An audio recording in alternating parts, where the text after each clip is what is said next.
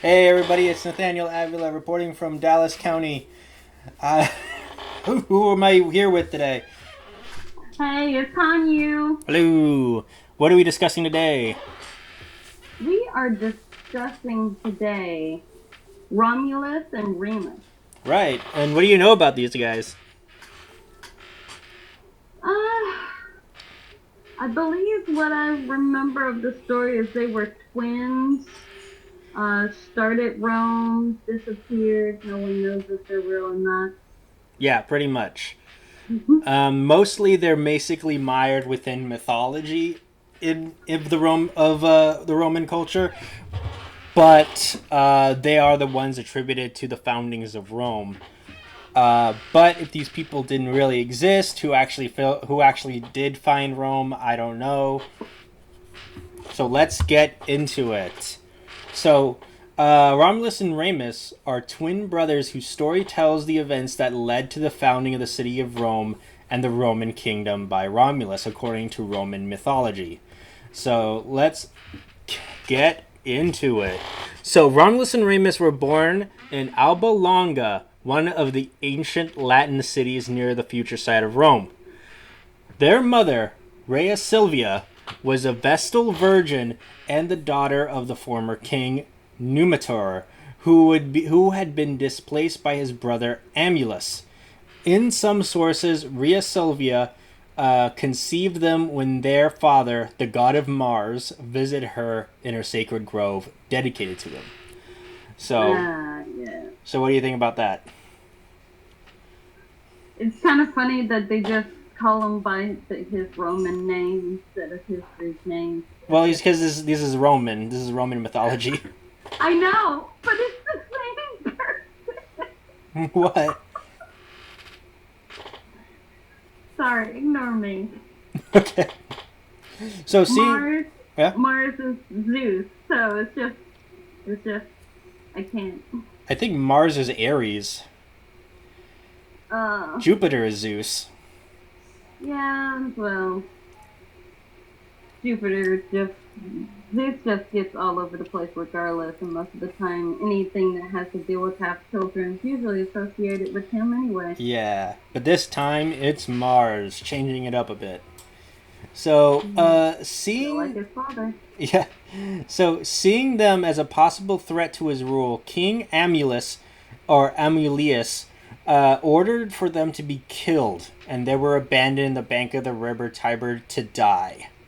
They were saved by the god Tiberinus, father of the river, and survived in the cave of others at the site of what would eventually become Rome. In the most well known episode, the twins were suckled by a she wolf in a cave now known as the Lupercal.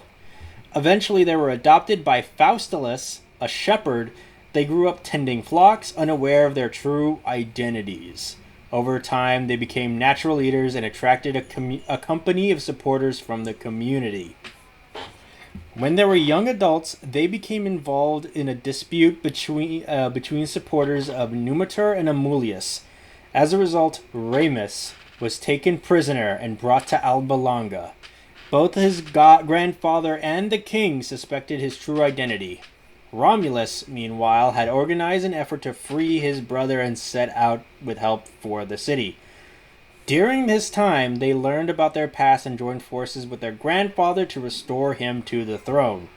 Amulius was killed, and Numitor was reinstated as king of Alba. Hooray!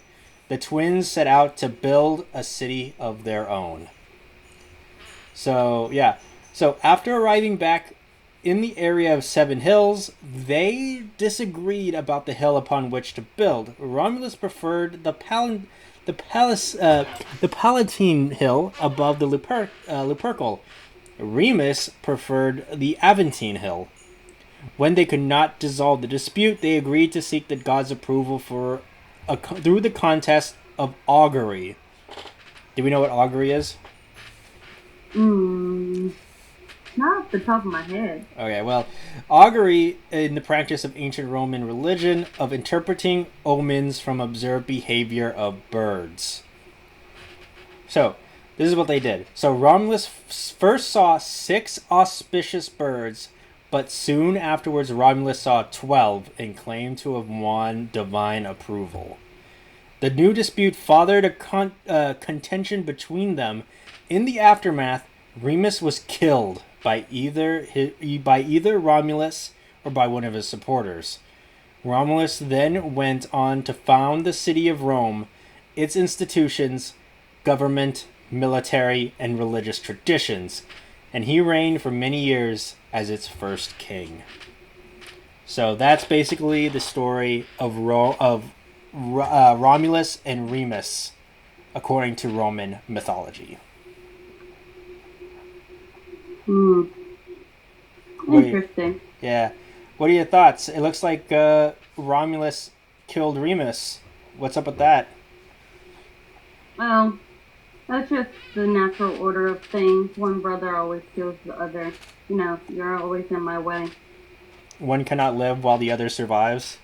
Yeah. That was from Star Wars. So, I know it's from Harry Potter. So, let's go into the various sources that kind of compiled this theology and religion, or this myth. So, the origins of the different elements of Rome's foundation myth are subject to ongoing debate. They have come from the Romans' own Italic origins or from Hellenic influences that were included later. Definitively identifying those original elements has so far eluded classicists. So Roman historians dated the founding of Rome at around 753 BC, but the earliest known written account of the myth was from the late 3rd century BC. So there's an ongoing debate about how and when the complete fable came together. So what do you think? I mean, they're not wrong. Again,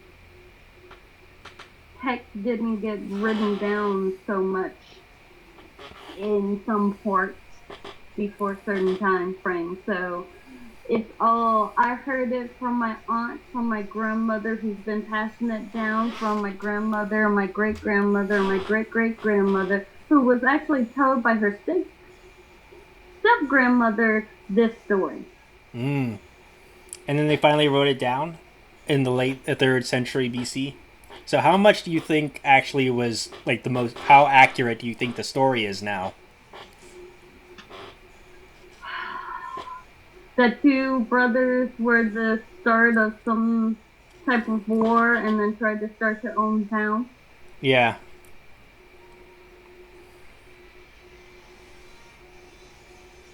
That's about where my mine is. Oh, what was it again? That they did exist and helped start a war because of a prophecy, and then one killed the other out of jealousy or out of spite, so they didn't have to share power. Okay. And rule mates. So you think that Romulus and Remus were both real people and actually did found the city of Rome, and Romulus really did, like, was the first king of Rome. Yes. All right, so let's see what the scientists or historians have to say. Of course, here they go. So some elements are attested earlier than others, and the storyline and tone, when variously influenced by the circumstances and tastes of the different sources, as well as by contemporary Roman politics and concepts of propriety. Oh, yeah. Whether the twins myth was an original part of Roman myth or later development is a subject of ongoing debate. Sources often contradict one another. So they include the histories of Livy, Plutarch, Dionysius of Halicarnassus, Tacitus, as well as the work of Virgil and Ovid. So Quintus Fabius Pictor's work became the authoritative to the early books of Levy's Ab Urbe Condita, which is known as the History of Rome, Dionysius of Halicarnassus' Roman Antiquities, and Plutarch's Life of Romulus. So, These three works have been among the most widely read versions of the myth. In all three works, the tales of Lupercal and fratricide are overshadowed by that of the twins' lineage and connections to Aeneas, and of the deposing of Amulius. The latter receives the most attentions in the accounts.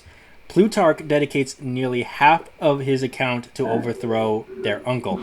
So, we're going to go into each and every one of these sources. Ready? Yeah. Okay. So the first person we're going to look into is Dionysius of Halicarnassus and his Roman Antiquities. So Dionysius cites, among others, the histories of Pictor, Lysias Calpurnius Piso, Cato the Elder, Lucius Cineas Alimentus.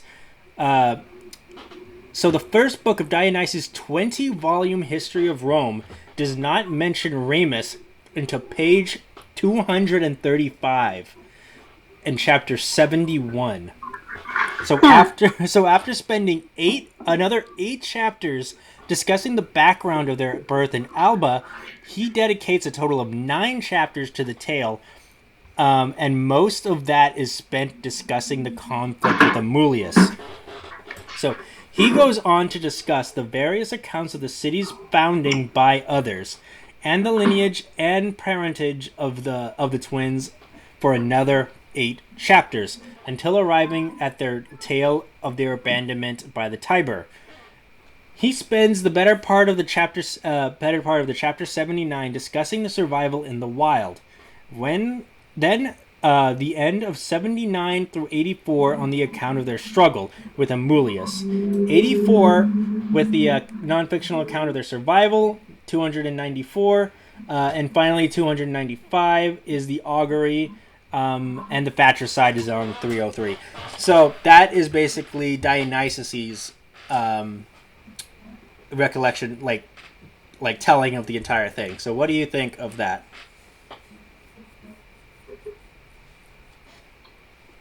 Well, it's interesting that it took so long for one of them to get mentioned. Do you think that calls their existence into question?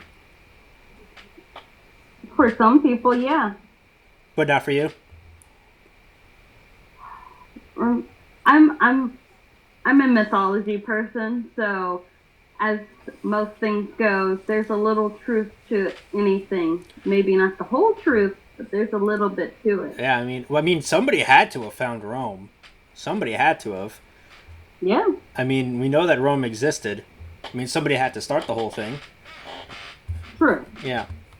So, let's talk about Livy and his history of Rome.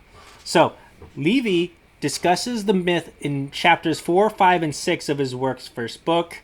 Page 7 is the parentage. Page 8, survival, the youth, and the struggle of Amulius. And the beginning only of the augury and the fratricide. And that's pretty much it. Now we go into Plutarch with his Life of Romulus within his Parallel Lives series, where he relates the legend in chapters 2 through 10 of the Life of Romulus, and he dedicates the most attention, nearly half of the entire account, to the conflict with Amulius.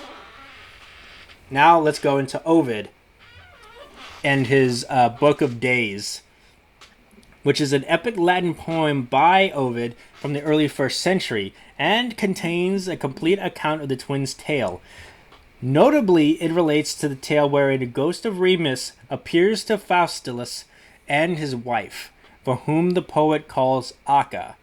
So in the story, Remus appears to them while in bed to express his anger at Celer for killing him and his own, as well as Romulus's unquestioned fraternal love. So, what do you think about that account, where you think like his ghost really came to Faustulus and Acca and was like, "Whoa, woe is me"? Maybe not the whole woe is me portion. But do you think that Remus's ghost really did appear to these two people? Well, I mean, someone had to know one of them died. and justice must be served some way. Okay. So, what are you thinking about these various accounts so far? Are they convincing you? I mean, nothing's really meshing. Like it's a little here, a little there, a little somewhere. So it's like pieces of a puzzle that hasn't completely came together yet. Yeah. All right. Well, let's continue and talk about Dio and Rome in his Roman history, which survives in segment from various commentaries. So they contain a more or less complete account. In them, he mentions an oracle that had predicted Amulius' death by the son of Numitor as the reason the Alban king expelled the boys. There is also a mention of another Romulus and Remus and another Rome having been founded long before on the same site. So that's another thing. So apparently there was another Rome that existed before the Rome that we know in history, and there was another group of people named Romulus and Remus who founded this other Rome. So I don't know about that, but I can get behind the oracle thing because that's very common back then. True, that is very common. Mm-hmm. So let's talk about Unknown, the unknown author of Origo Gentis Romanae.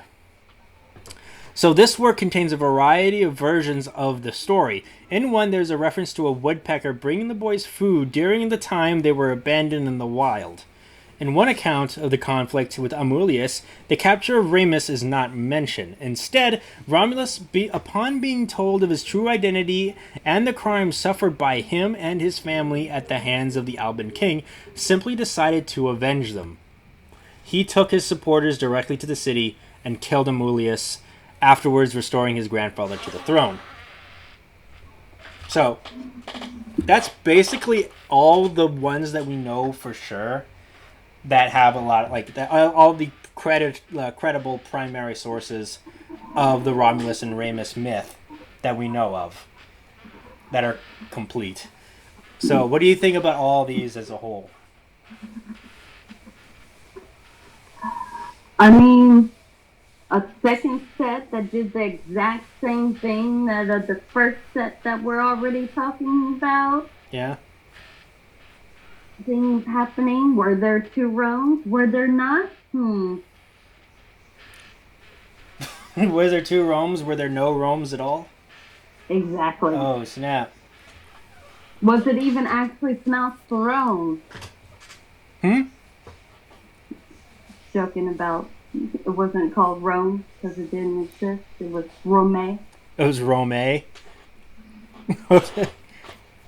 So let's talk about these other sources that are just pieces and fragments of things. So like Annals by Ennius, which is lost, but fragments remain in later histories. The Roman History by Appian, in the first book called Concerning the Kings, is a fragment containing the account of the twins' parentage and origins. The City of God Against the Pagans, The City of Gods Against the Pagans by St. Augustine, claims in passing that Remus was alive after the city's founding, and both he and Romulus established the Rome Asylum after the traditional accounts claimed that he had died. So there's a completely different account by this new guy. What do you think about that?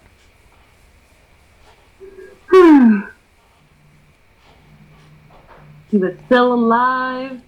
One is dead. One was a second in command. Mm-hmm. The other just actually founded a different city altogether. Yeah. So many different accounts.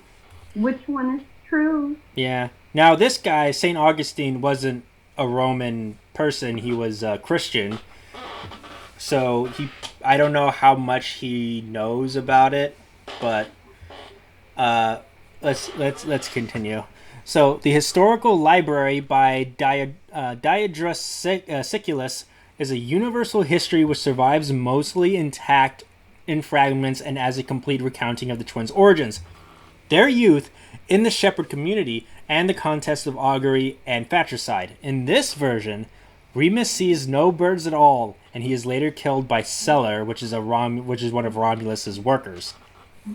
So who do you think actually killed Remus if he was ever killed? Was it Romulus himself, or was it the Celer guy? If I have to say, I would have to go with the whole Romulus killing Remus. Mm-hmm. It definitely makes for a better story. Of course. Yeah. So just think of it today. Brothers fight all the time. Well, we have that. Yeah. Took it a little bit too far. Yeah, we have that in the Bible as well with Cain and Abel. Yes. Mm-hmm. So in Origins by Cato the Elder, fragments of which survived in the work of later historians is cited by Dionysius. So the Roman poet Juvenal calls them Gaminos Quirinos, an allusion to Quirinus, whatever that means. So, that's pretty much it. We can go into what the historians today think about it. So let's go into that. So, modern scholarship approaches the various known stories of Romulus and Remus as cumulative elaborations and later interpretations of Roman foundation myth. Particular versions and collations were presented by Roman historians as authoritative, and official history trimmed of contradictions and untidy variants to justify contemporary developments, genealogies, and actions in relation to the Roman morality.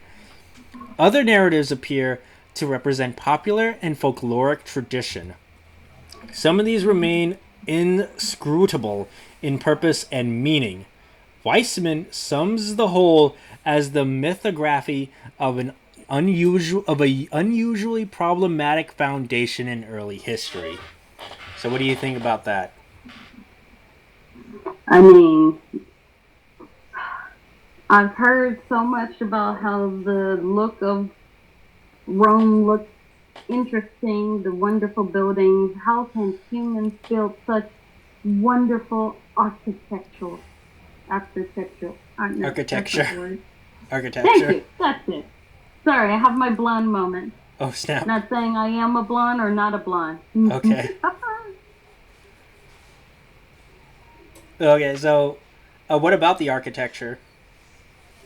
That is something to behold, and how some of it is still standing today, even though Rome was destroyed so long ago. Well, Rome is still around. It's still here today.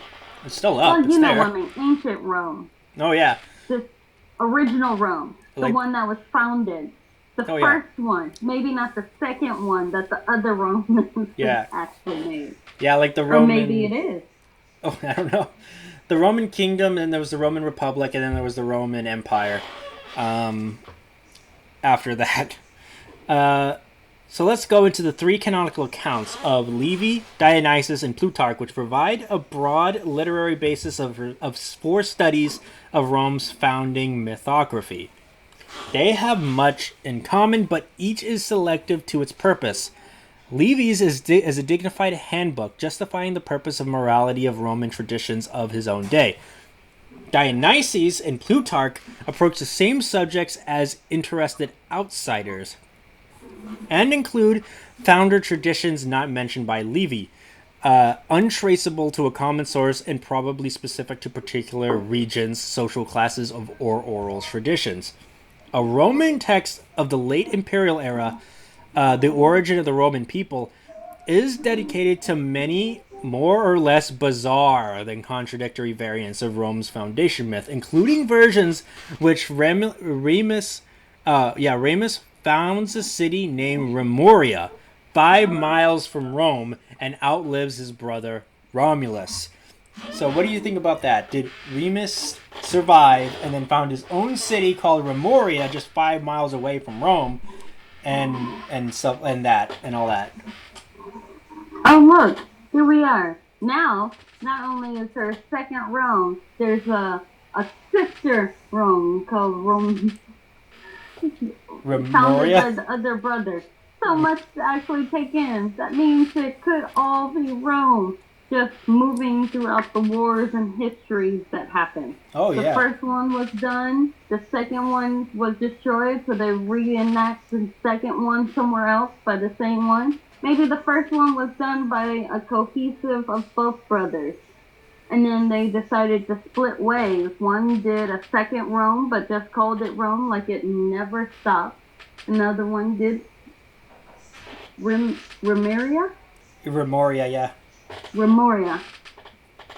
And you know what? The second one goes down, and what we know as modern Rome today is actually Remuria made. Just moved from heel to heel, and it never really changed. So you think Rome is really Remoria? It could be. Yeah. They did, Remus and Romulus really did argue against, like, where the city should be. Which resulted in Romulus maybe killing Remus so he could put the city wherever he wanted. Maybe. Mm-hmm. It's a possibility. Or, you know, they both lived, and this other guy that was a supporter of Romulus killed him. Oh, yeah, Remember, that seller guy. That one is also a thing, too. Mm-hmm.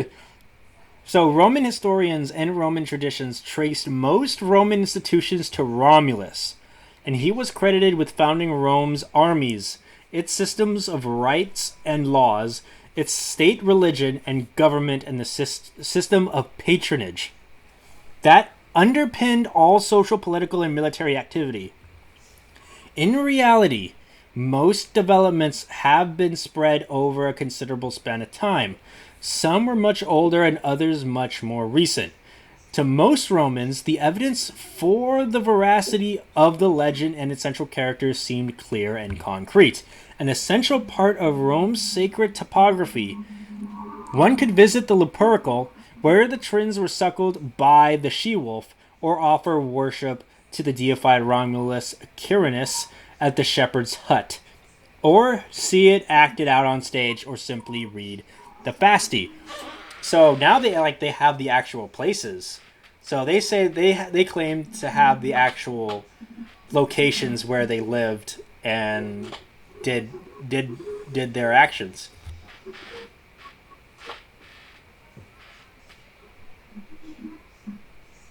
Huh? I mean, I feel like, to an extent, sounds like a good tourist trap. I mean, if the mythos has gotten out, everyone knows about it. You know, they're here, there. Hey, we can historically show you that this is the area that they were fed by the sea-wolf. Come, give your thanks and your prayers to the deity over here, to the sea-wolf. Whereas over here, yes, right here is where things happen. If you do not believe us, read this. This thing that, what did you write this? And he's like, no, totally No. not. I wrote the play that we act out to all the historical things that happen here with a little bit of our own little twist on said thing. Okay. I mean, it is theater. Mm-hmm. So do you not think those are the actual places that they were just saying that just to get money? I don't necessarily think it was actual play. I mean, unless because, I'm sorry, our own people here modern day have chips on wolves and see how they migrate all over the place, and some of them are definitely all over the place. Some stay in one area, others go to other places. So you really think a wolf that was big enough to suckle 2 twins wouldn't move about to different areas? So that's the part that you find the least believable, was the fact that they were nursed by a wolf. No. I find it that they could have been nursed by a wolf. That I find believable.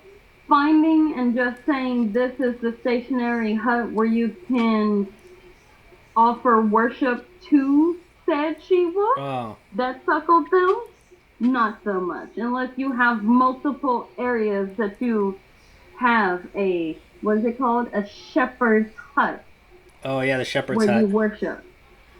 which is supposed to be, I think it's supposed to be Faustulus's place. Mm, the Romulus Quinurus is called the shepherd's hut. Oh, okay. It's where you pay your offers for the she-wolf for giving life to the twins. Oh, okay. So let's go on to this next bit, which is the legend as a whole encapsulates Rome's ideas of itself, its origins, and moral values. For modern scholarship, it remains one of the most complex and problematic of all foundation myths, particularly in the manner of Remus's death. Ancient historians had no doubt that Romulus gave his name to the city. Most modern historians believe his name a back formation of the name Rome. The basis of Remus's name and role remains subjects of ancient and modern speculation. So the myth was fully developed into something like an official chronological version in the late Republican and early Imperial era. Roman historians dated the city's foundation to between 758 to 728 BC, and Plutarch reckoned the twins' birth year as 771 BC. A tradition that gave Romulus a distant ancestor in the semi-divine Trojan prince Aeneas and was further embellished, and Romulus was made a direct ancestor of Rome's first imperial dynasty. Possible historical basis for the broad mythological narrative remain unclear and disputed. So the image of the she-wolf suckling the divinely fathered twins became an iconic representation of the city and its founding legend, making Romulus and Remus preeminent among the feral children of ancient mythography. So that's basically that whole thing. So that's basically what the scientists and the historians have to say about the whole thing. What do you think? Well, that's taking some liberties here and there, isn't it? How so? Saying, oh, I mean, hey, we can trace it back to this time frame in our history that they were born, possibly. And this is when our foundation was really done, about this time. Funny thing about Latin is, as it puts the back formation, if that's the case, then Remus, back translation is how they're saying it's Rome, which would be interesting because then Rome is the current one, and that would put Remus's name as the past tense. I took Latin in high school. Okay. Sorry. So do you find that? So what do you think? Do you still believe that Romulus and Remus are real people? Yeah, I still think that. Really? Do you think maybe things are a bit embellished within the legend? Yes, that I believe some of it could be embellished by the legend. I don't think the she-wolf is embellished because, weirdly enough, unlike humans, most animals have some sympathy for things.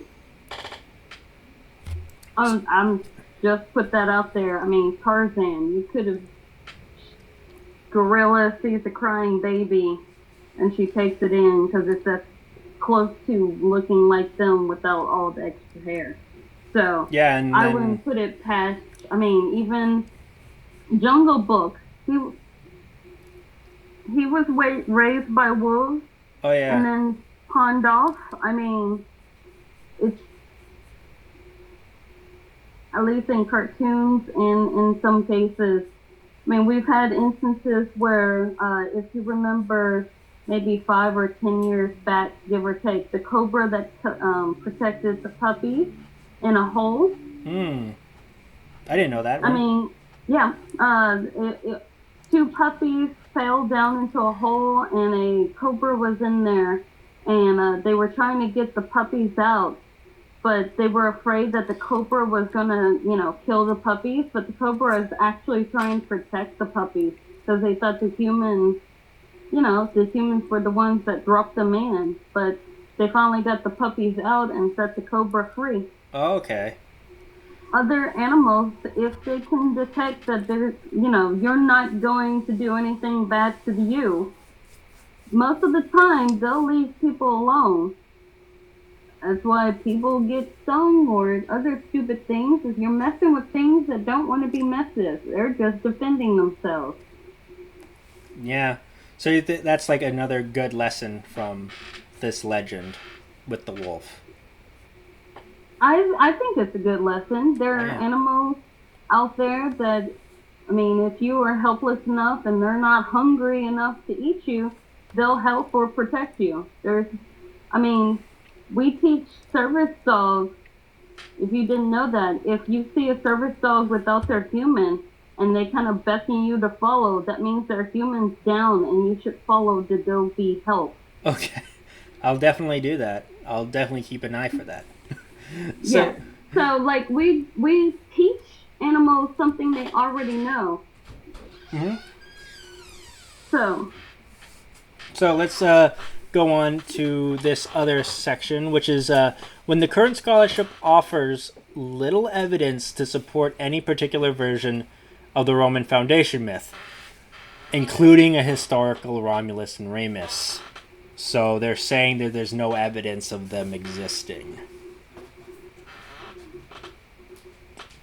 Well, if you're thinking of evidence, if you're just going by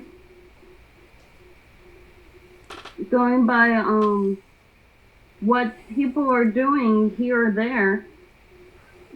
Remember earlier it says things was recorded by speaking, telling the story. Mm-hmm. So things get muddled. It's like why we play the stupid game telephone. You whisper something in one person's ear and keep it going down the line, and you get to the end and see where the story goes. Mm-hmm. Oh, yeah. Everything is not heard correctly throughout the whole thing. And by the time it gets to the end, sometimes the story is longer than what you originally said. Mm-hmm. So, starting with Fabius Pictor, the written accounts must have reflected the commonly held history of the city to some degree. The archaeologist Andrea Cardanini is one of the very few modern scholars who accept Romulus and Remus as historical figures, and dates an ancient wall with the north slope of the Palatine Hill to the mid-8th century BC, and names it Morris Romuli, or something like that. Oh, Morris Rommel. So, there's this one guy who believes that they existed. So, ancient pictures of the Roman twins usually follow certain symbolic traditions. Depending on the legend they follow, they either show a shepherd, the she-wolf, the twins under a fig tree, and one or two birds, which is according to Livy and Plutarch. Or they depict two shepherds, the she-wolf, the twins in a cave, seldom a fig tree, and never any birds, like Dionysius of Halicarnassus. So the twins and the she-wolf were featured on what might be the earliest silver coins minted in Rome. So the Frank's casket, an Anglo-Saxon ivory box, shows Romulus and Remus in an unusual setting. Two wolves instead of one, a grove instead of one tree or a cave, four kneeling warriors instead of one or two gestating shepherds, and according to one interpretation, and as the runic inscription, which reads, "Far from home," indicates, the twins were cited here as Dioscuri helpers at voyages such as Castor and Polydeuces. Their descent from the Roman god of war predestines them as helpers in the way to war. The carver transferred them to a Germanic holy grove, and has Wooden's second wolf join them. Thus, the picture served, along with 5 other ones, to influence word, or which is a concept in Anglo-Saxon culture roughly corresponding to a fate or personal destiny, the fortune and fate of a warrior king. So yeah, that's basically that. So let's go into what is going on in popular culture. There's a film that was made in 1961 called Romulus and Remus, starring Steve Reeves and Gordon Scott as the 2 brothers. You guys can check that out. There's another film called The First King, which was a 2019 Italian historical film depicting the foundation of Rome, and the film script features reconstructed old Latin languages. And we also got Romulus, which is a 2020 Italian TV series about the founding of Rome, and it also features reconstructed Old Latin language. So, the myth has been an inspiration to artists throughout the ages. Particularly, the focus has been paid to the... Oh, snap. It says the R word. The R word. Yeah. The R word, 2 letters. Of Ilia by Mars and the suckling of twins by the she-wolf. So, what do you think about that? Yeah. Well, unfortunately, in the mythos, even though it wants the newer versions, some of the newer versions, when told, are a pretty picture. The original stories of any Greek and or Roman ones are not so pretty. It's like that with fairy tales too. True, very true. Unfortunately, my favorite Grimm's telling is of Cinderella. Cinderella, where she has her stepsisters blinded by the birds. The stepsisters being blinded, and her stepmother dancing at their wedding in red hot shoes. Oh, that's not nice. Sorry. You're for that? No, I'm not necessarily for it, but remember, we're talking about not nice fairy tales. So okay. Yeah. So it's I mean, it's not going to be nice. A lot of the unfortunate mythos is based off of that R word and them just dealing with it. So let's continue on with the art depictions. So, like, in the late 16th century, the wealthy Magnani family from Bologna commissioned a series of artworks based on the Roman foundation myth. So the artist contributing works included a sculpture of Hercules with the infant twins by Gabriel Fiorini, featuring the patron's own face. Oh, jeez. The most important works were an elaborate series of frescoes collectively known as Histories of the Foundation of Rome by the brothers Carracci, which is Ludovico Annibale and Agostino Carracci. And then we have the Loggia di Romulo e Remo, which is an unfinished 15th century fresco by Gentile da Fabriano, depicting episodes from the legend in the Palazzo Trinci, thus ending the story of Romulus and Remus. What do we think about this whole thing as a whole?